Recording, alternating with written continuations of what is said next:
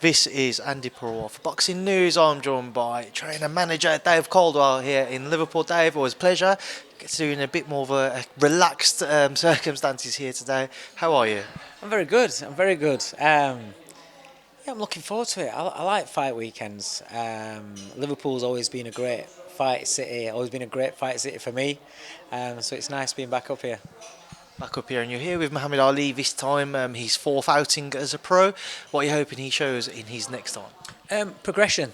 I think kids at this sort of stage of their career, you just want to see them progress and take what you're working on in the gym, take it into fights, and the pressure of the fight nights, the pressure of Eddie wanting him to do well, wanting him to look well, look spectacular, just handling that sort of occasion and adding little chunks of experience to the all-round game, really.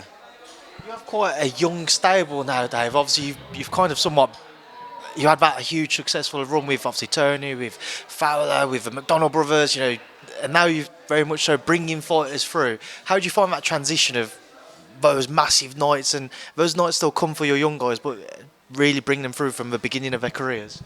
I enjoy it. I mean, it's kind of like boxing works in waves and circles, and I started off in the pro game with a couple of experienced fighters, journeymen, and young fighters coming through, and then I got a promoter's license, and I was training my fighters from the beginning of their careers and developing them on my own shows and things like that. And then obviously you go into the big fights with the McDonalds, with Bellew and Chisora and people like that, and along that you've still got to be looking at the young, the next crop that's coming through, and that's where I'm at. It's a case of it's like anything. You fighters retire, and then you're bringing through the next lot, and I've got a good set. I love working them. Hopey's 23, 12-0. Just won a final eliminator for a British. Stephen Cairns, outstanding. He's going to be outstanding. He's 21 years old, 7-0, can punch, but his boxing IQ is developing all the time.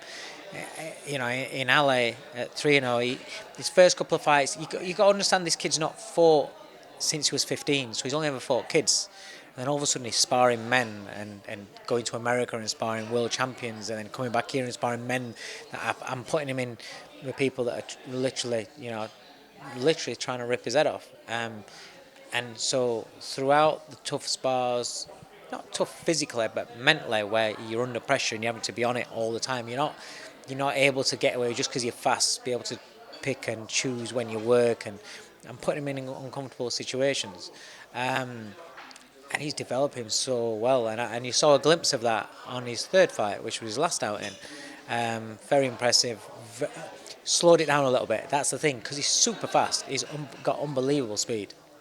But just slowed him down a little bit, and you saw the punches landing better, and you saw the effects of the punches.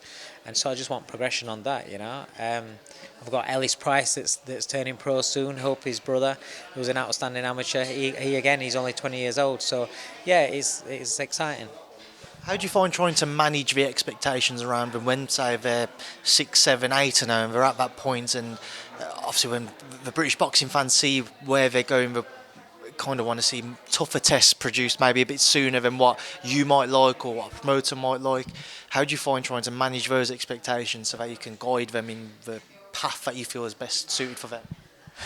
That's a good question, because they're on the same page as me. They understand, because I don't just tell you what to do. I don't tell you what I want to. We talk and explain reasons behind what I want to do with my fighters. And when I see somebody that's got potential to be very, very good, that doesn't mean that I want them rushed and then they get found out before that potential's had time to marinate, develop, and then come through.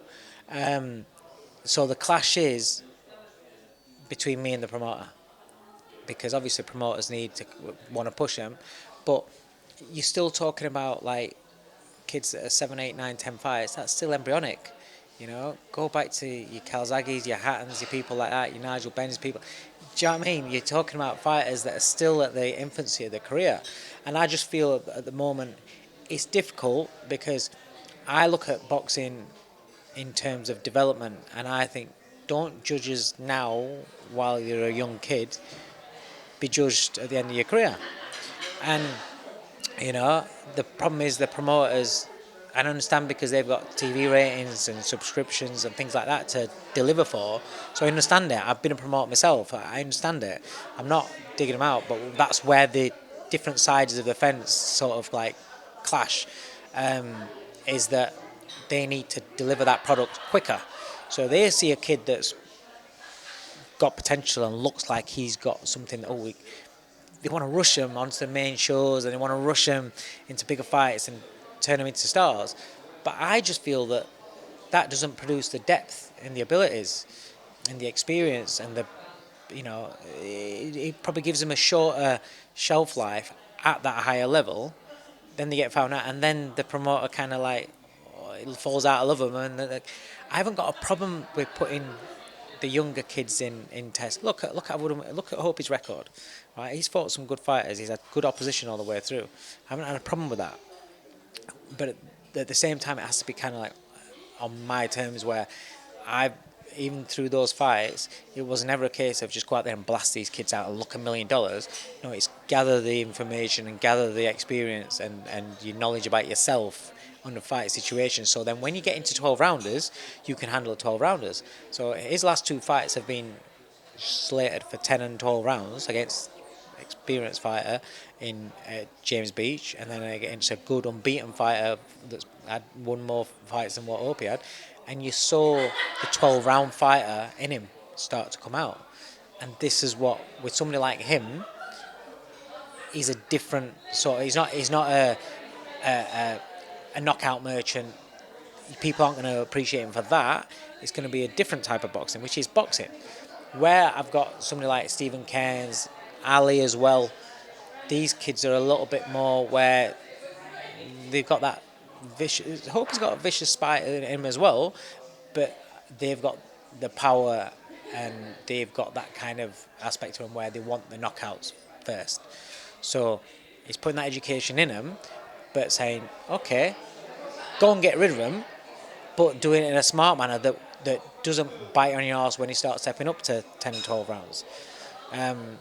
So I understand the dynamics might clash between myself and promoters sometimes on that, but I just see it as longevity and I just see it as development. You look at all the greatest fighters and you look at the best promoters and the best matchmakers in the game, they develop fighters, you know, and they built them, and then when I keep saying about Shakur Stevenson, not the world's biggest puncher, and when he was first starting out, everyone was saying, oh, he's going to get found out, he doesn't punch hard enough, oh, he's not strong enough, this.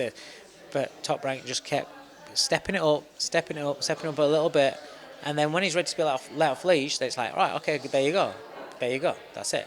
Same as people like Crawford and people like that.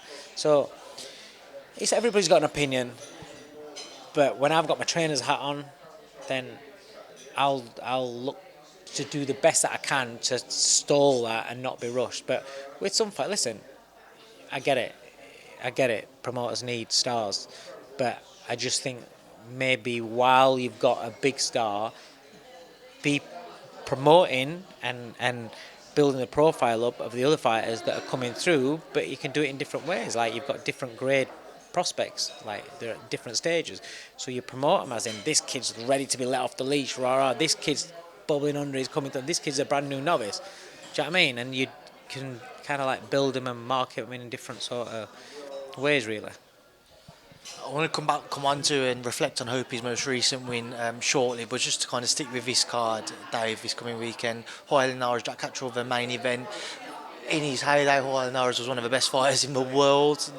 People look at him now, not necessarily the same version, but Jack's going into it as a big favourite. A lot of bookies have Jack expecting him to stop Haney-Prograis. What do you expect to see in that main event tomorrow night? So Linares can be caught early. I mean, he's been caught early a couple of times in his career and done. That's it. So there is always that dimension to the fight. I think a smart look would probably be, Jack's not been as active as what he wants to be himself. he's not going to disrespect Linares and think that he's got absolutely nothing in, because one thing that Linares has got, he's still got the speed, he'll still have the timing, and he'll have the intelligence, and he'll look to capitalise on any mistakes. But Jack's a very, very clever fighter, and what you tend to get with clever fighters is they don't seem as free and as willing to put themselves at risk. So I think first 3 rounds could be a case of where Jack is establishing his jab, establishing his position and his range, and just picking apart Linares and getting Linares a little bit frustrated, and that pride in him where he's wanting to go, and he starts throwing at the wrong time, taking him out of his body. And then after 3 rounds, just start cranking it up a little bit, but still being wary that Linares possesses that power. How much power he possesses at 140, I don't know.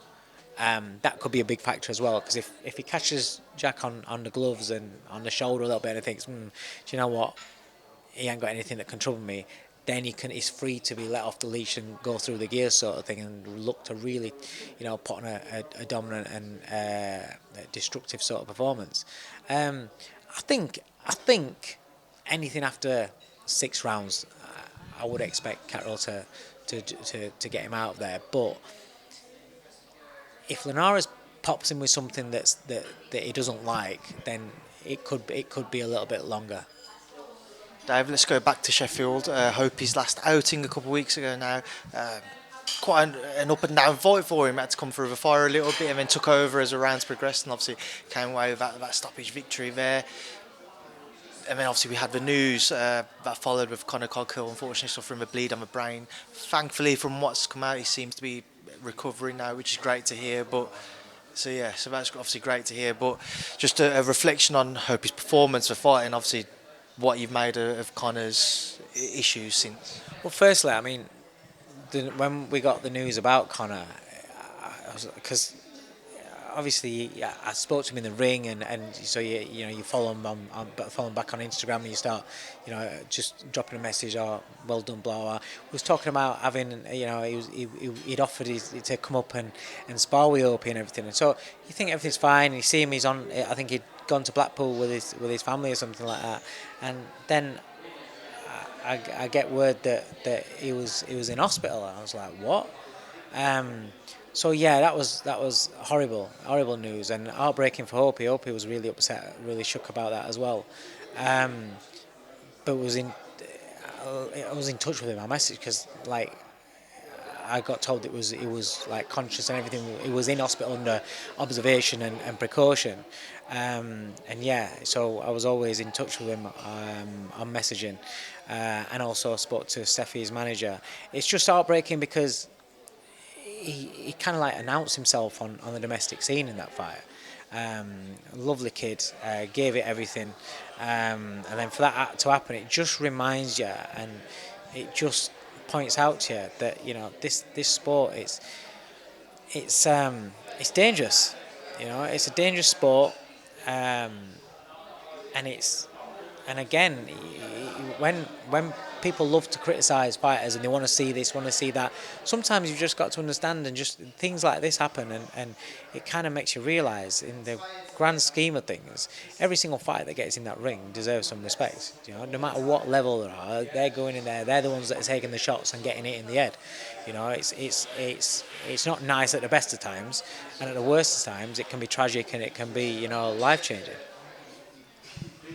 How did you assess Hopey's performance through that fight? I'm absolutely, again, I'm all about development and adding things to I see each bit of experience that you gather as you along the way, it's like more armoury to you, and that was perfect for me, because I'm not, and I said going into the fight, I picked a southpaw because he's not fought a southpaw as a pro, and the British champion is a southpaw, so what are you going to do, go into a British title fight against a southpaw and never fought one? The last southpaw he ever fought was when he was 16 and he got beat by him. So I wanted to see him, and I said I expected Connor to give him problems for a few rounds because of the whole southpaw thing. It's different. When orthodox fighters get in with southpaws, it throws them off because they're not used to that. It's the same as southpaws. Southpaws are used to boxing orthodox. So when they go in against a southpaw, it's a little bit different for them as well. And so it took him a couple of rounds. I thought the first round was very, very good. switched off, made the mistakes that, you know, when you're telling young fighters about, and they get away with it, and they don't correct it 100%. It can pop out, and it did, and he got caught with a shot. Didn't wobble him, it stung him, and that's boxing. When you get caught with a shot that you walk onto, it's going to sting you, and it did. Give him a bit of a shock. I thought he reacted to it straight away fantastically, and then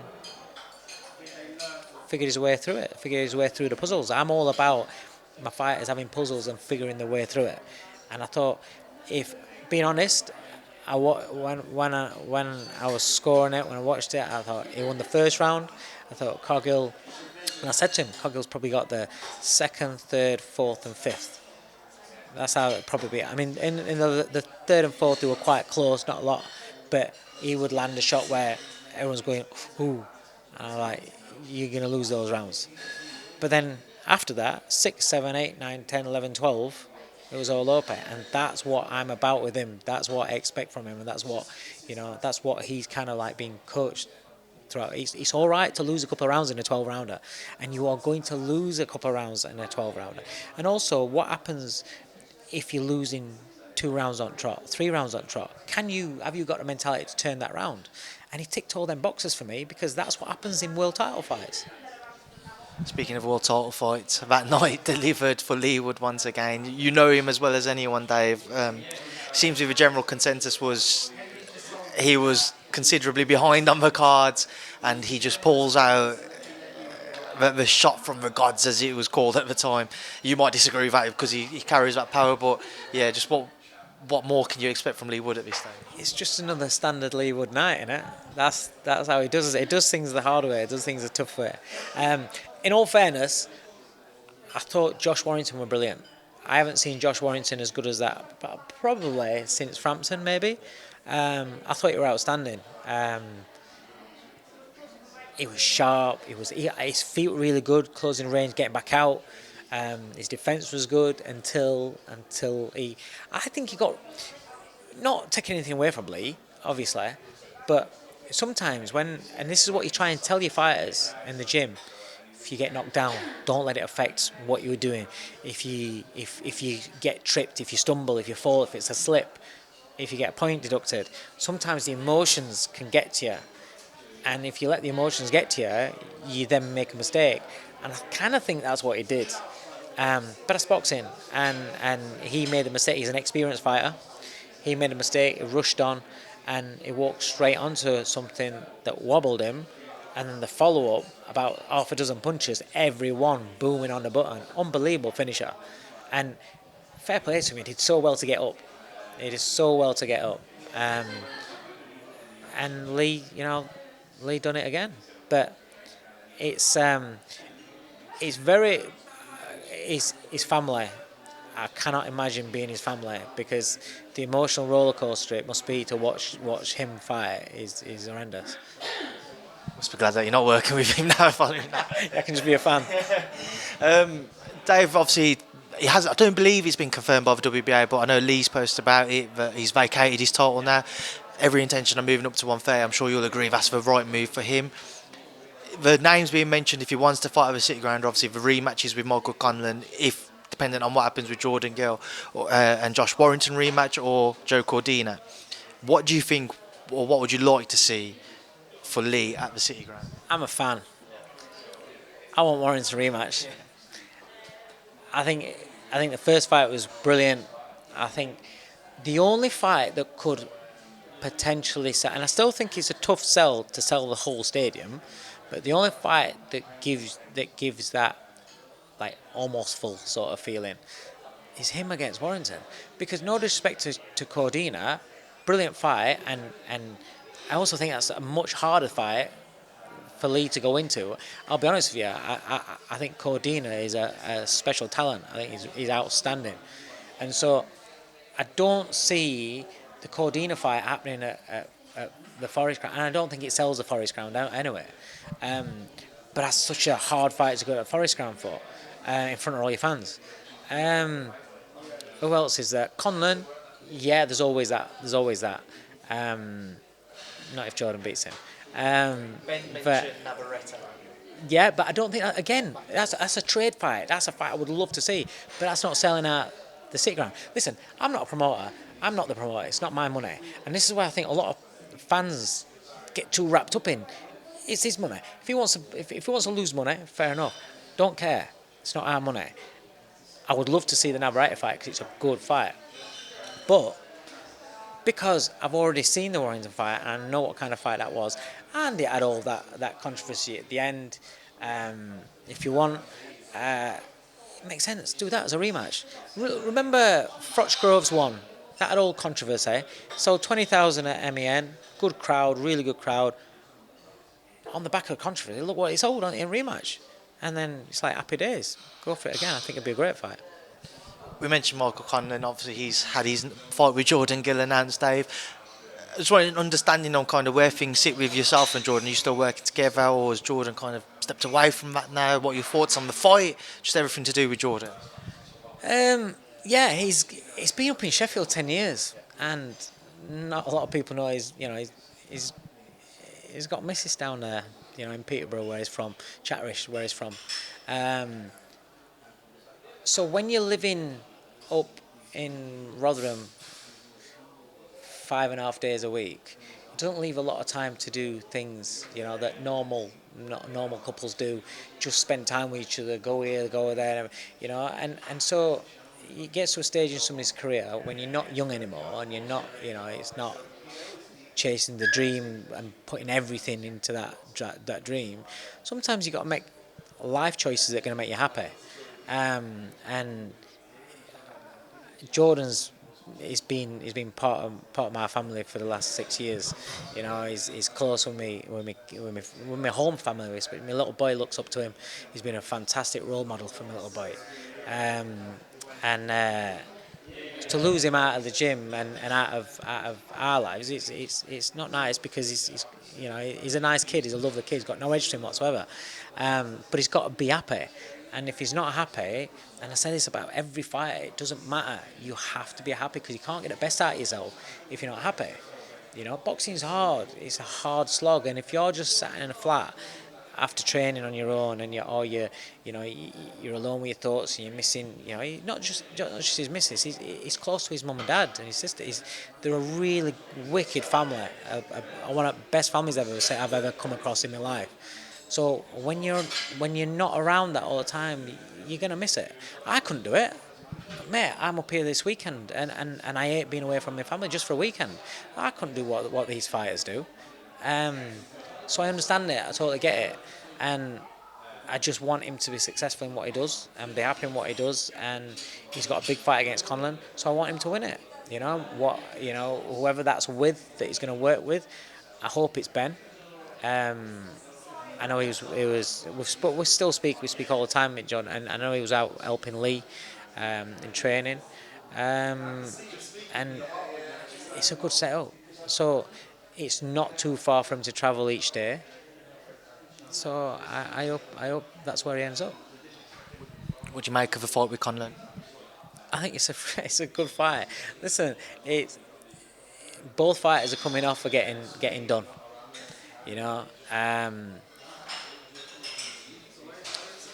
Both are good boxers. I just think it's difficult. It's very difficult because I think the new weight will suit Jordan. I don't know Michael Conlan, so I don't know if the new weight will suit him. I don't know, was he struggling at featherweight? I don't know. So Jordan will be a lot better at super featherweight. The problem is when you and we had this with James McDonald. When you're not the promoter's favourite, and when you're not going to have doors opened, if you haven't got a bargaining chip, you can't give up your title. You can't give up your ranking, your opportunity, because you're not going to. What's going to happen then, right? So maybe Jordan could have moved up a fight earlier to, it would have ideal, win that European and give it up straight away and move on up. But it wasn't. There was nothing there.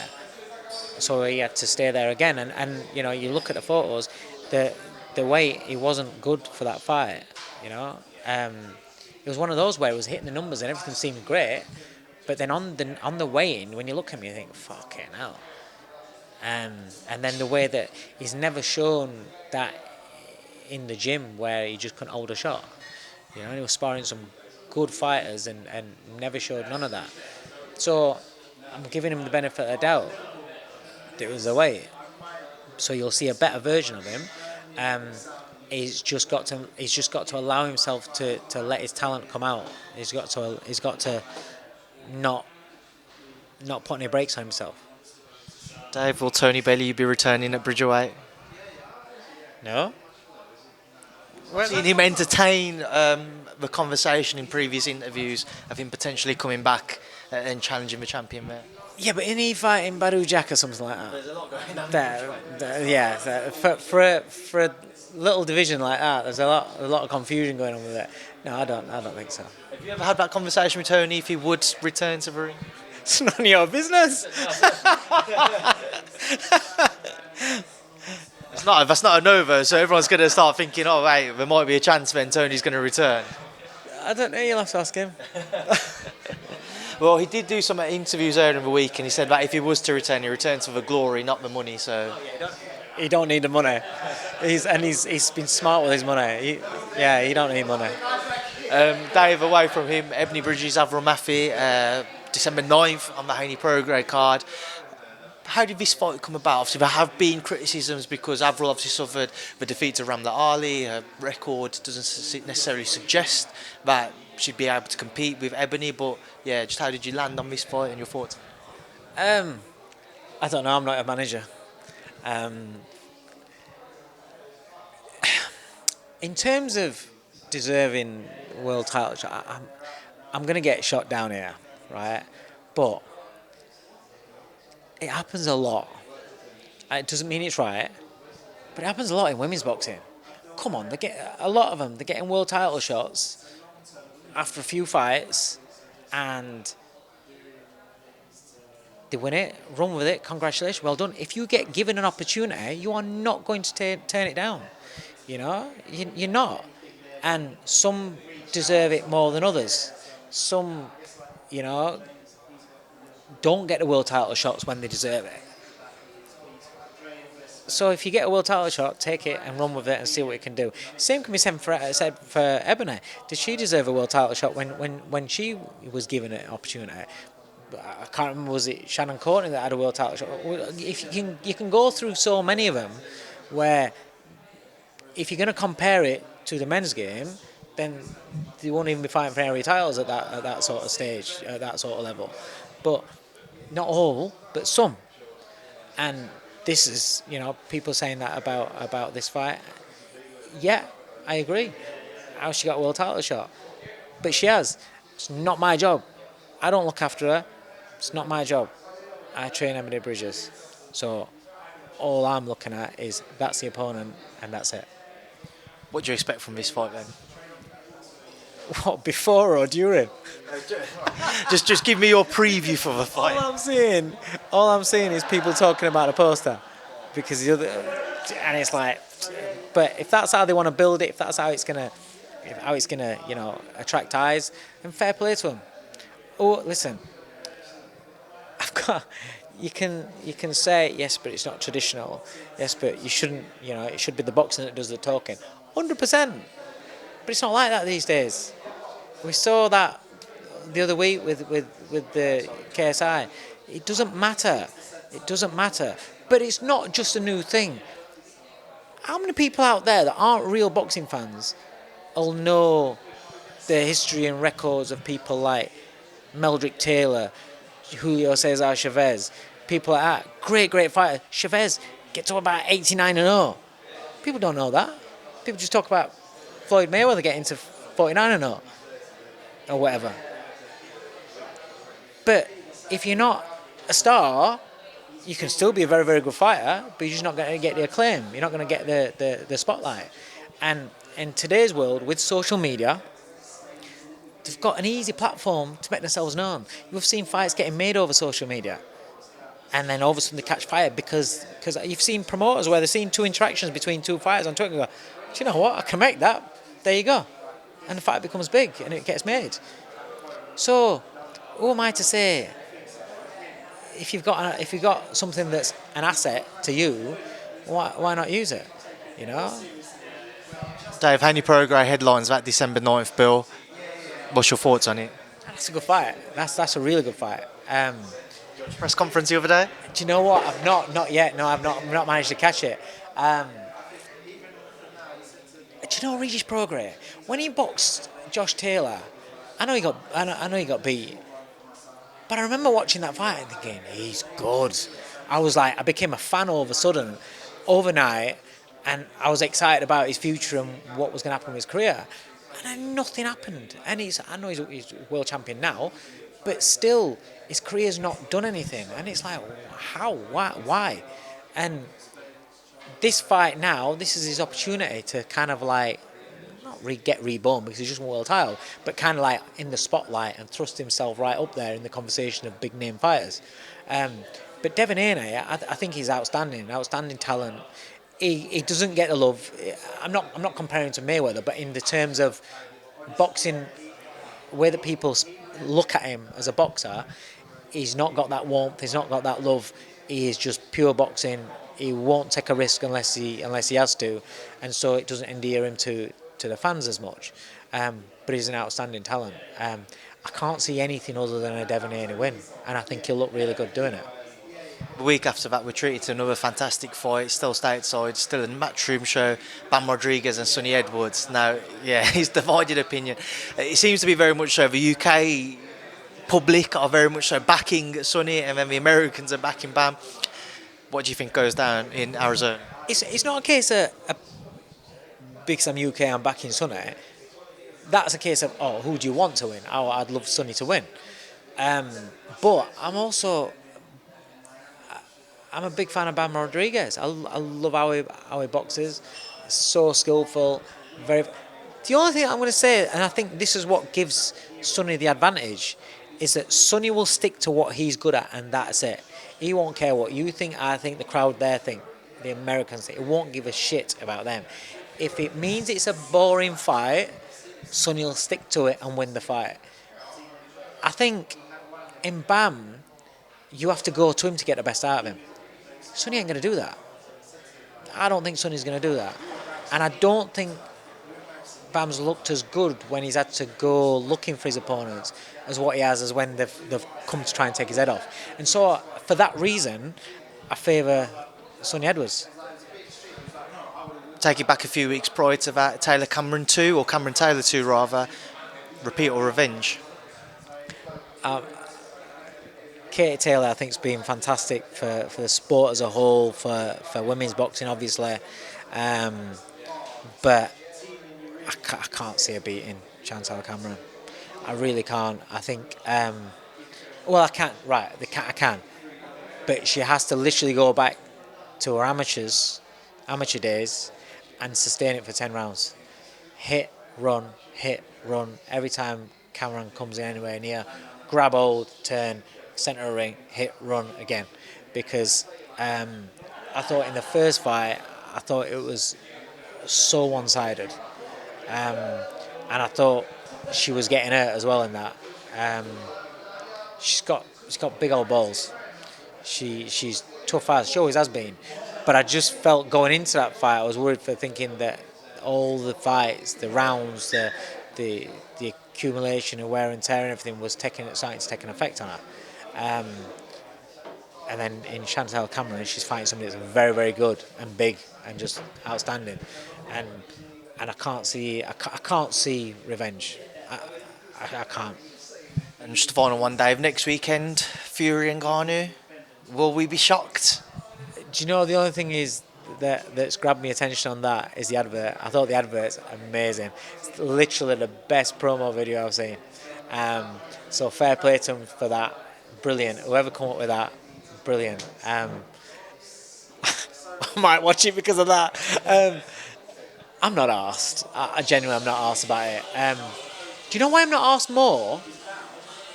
Because that footage they've put out of Ngannou on pads. So I might have bought into it a little bit. You know when you do, as you do, people talk, he punches so hard, he's this. You know, what happens if he does catch Fury? I might watch it. Click. But then you're showing me footage of him on pads.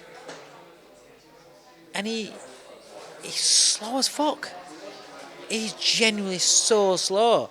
And he moves like he's 130-year-old, and how is he going to land on Tyson Fury? I don't care how hard he is, unless Fury decides to put on a bit of a show because he's a bit of a showman and thinks this is fucking too easy.